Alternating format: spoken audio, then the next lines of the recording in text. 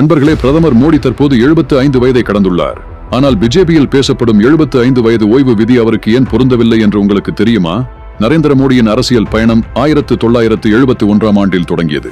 அப்போது அவர் RSS அமைப்பில் உறுப்பினராக சேர்ந்தார். அதன் பிறகு 1985ஆம் ஆண்டு பிஜேபியில் இணைந்து பொதுச் செயலாளராக உயர்ந்தார். 2001ஆம் ஆண்டு குஜராத் முதல்வராக நியமிக்கப்பட்ட மோடி தொடர்ந்து 13 ஆண்டுகள் அந்த பதவியில் இருந்தார். 2014 மே மாதம் இந்தியாவின் பிரதமராக பதவியேற்ற போது அவருக்கு 64 வயதுதான். ஆனால் இன்று அவர் 75 வயதை கடந்துவிட்டார்.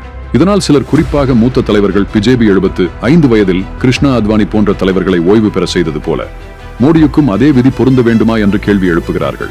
ஆனால் உண்மை என்னவென்றால், இந்திய அரசியலில் ஓய்வு பெற வேண்டும் என்று எந்த சட்டபூர்வமான விதியும் இல்லை. அது முழுவதும் கட்சியின் முடிவுகள் மற்றும் அரசியல் சூழ்நிலையை பொறுத்தே அமைகிறது. நண்பர்களே, நரேந்திர மோடி தொடர்ந்து பிரதமராக இருக்க வேண்டுமா இல்லையா என்பதன் உங்கள் கருத்தை கமெண்டில் கூறுங்கள்.